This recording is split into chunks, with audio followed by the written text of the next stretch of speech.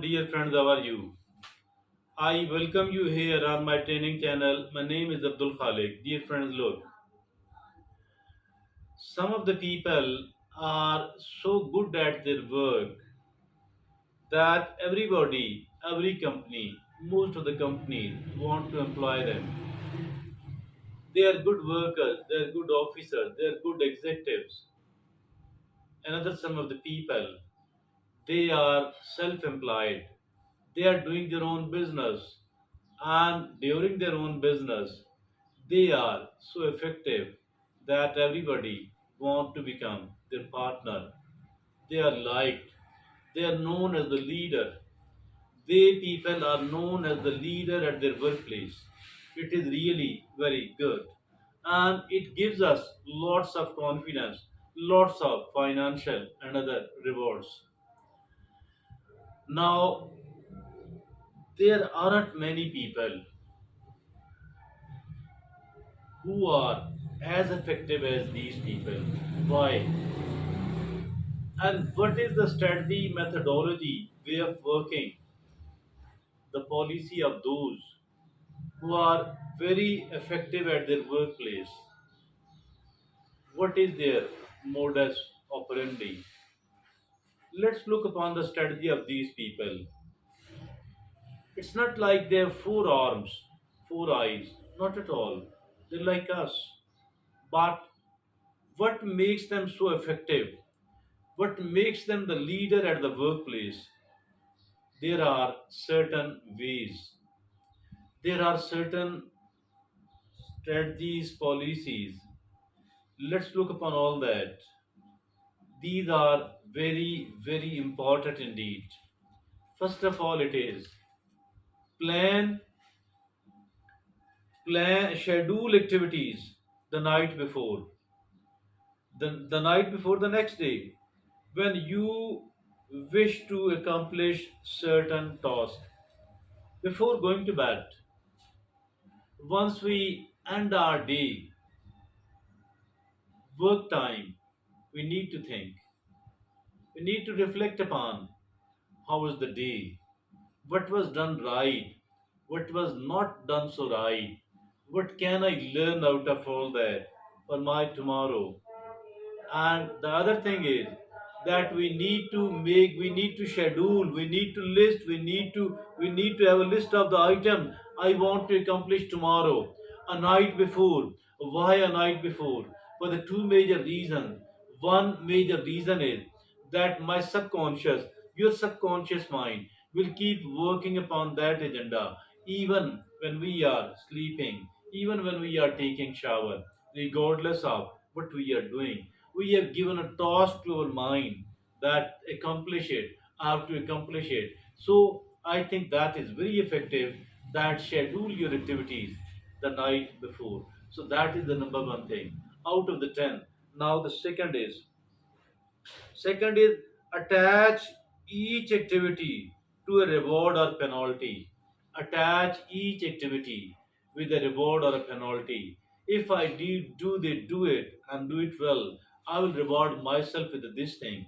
And if at all I don't do that thing, then in that case I will be punished myself. It is not like a punish, it will be slightly extra work. I don't have to beat myself, but I can somehow, I won't be eating what I love to eat in any other way. I can put a kind of penalty upon me for failing to do the right thing, and for not attempting it. If at all otherwise I fail, I think that's not bad at all, because every failure gives us some important lesson. But if at all I do it successfully, I will reward myself. But as for this rewarding myself is concerned, it does not mean that I am diabetic and eating the sweets. No, not at all. Because I need to do it sensibly. That is reward, put a reward or penalty with each of the item. So that is the second thing. Now the third is make yourself responsible to a friend or a relative. Choose somebody very close to you and then do tell him or her whatever you have done, whatever you are going to do. discuss it with them so that this discussion will be certainly very beneficial. So there must be a person like this one. So choose the right person. So choose the person who could be helpful, who could be somehow acting like a coach or a mentor, or even if at all they are the equal friend, having the same capability. Even then, discussing with them, it is really useful. And now the next point is, the fourth is, use the 3 minute procrastination buster. Get the ball rolling. Develop the momentum gradually. So there are certain items we have been procrastinating upon. So what to do about all these? There is a way to do that, and that way to do is spare 5 minutes for any of these items. For any of these items which are important enough, but I have been procrastinating. Spend just 5 minutes in there, preparing or attempting or whatever you call it. 5 minutes, even if at all there is no benefit at all, but even then, keep doing that. Do it 5 minutes for few days, then keep increasing it.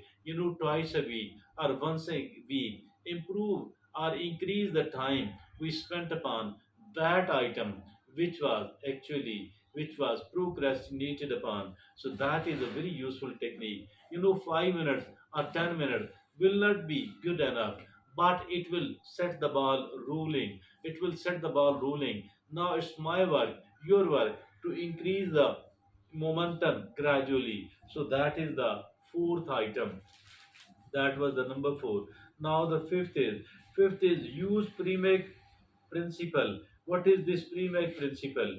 Premack says that attach one pleasant activity with every unpleasant activity. If I do that unpleasant activity first, then I will be doing this very pleasant activity. So it will create a kind of balance. So in this way, we will be able to do the unpleasant task as well, because there is a pleasant task attached with it as well, which cannot be separated upon. I'm not allowed to do that pleasant task separately. I'm allowed to do all that only after doing something which was unpleasant. So that is the pre-make technique. Now the sixth is, ranking. Use ranking. We have to rank the item. How can we do all that? So dear friends and fellows, ranking means there are four categories. Category A, put category A against every item which is important and urgent at the same time. Now put B against every category which is important, but every item which is important but not urgent. Put C against every item which is not important but urgent. Now put D against every activity which is neither important nor urgent. So that is a very useful, beneficial way of ranking whatever we have to do. Now the seventh is use queuing. Use the queuing. What is this queuing technique, by the way? Right here and there, wherever you can, as a reminder, that I have to do that. I have to do that. I'm going to do that. So that is a reminder.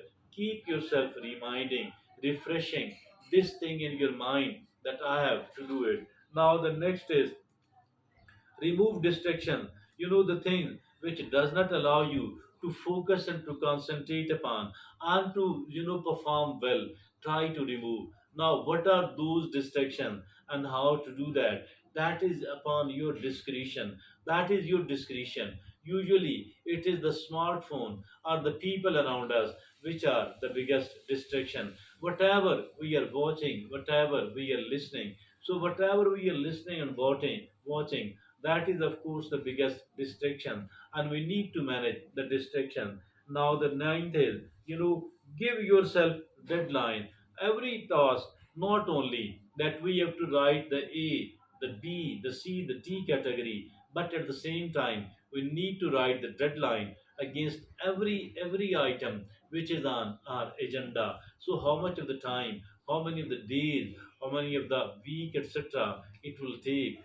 By that deadline, you have to accomplish it. It is that of 1 hour, or 1 week, or whatever it is. So that varies from item to item. Now the tenth and the last is do the most onerous task first. Eat the frog method. That is, there are certain items which are pleasant enough. There are certain items which are not so pleasant on our agenda. What we need to do is choose the most unpleasant activity and do it first of all. It will mean that now we are relaxed, we are feeling comfortable, and we are not worried about all that. Now, the second most unpleasant, boring, or difficult activity should be done on the second.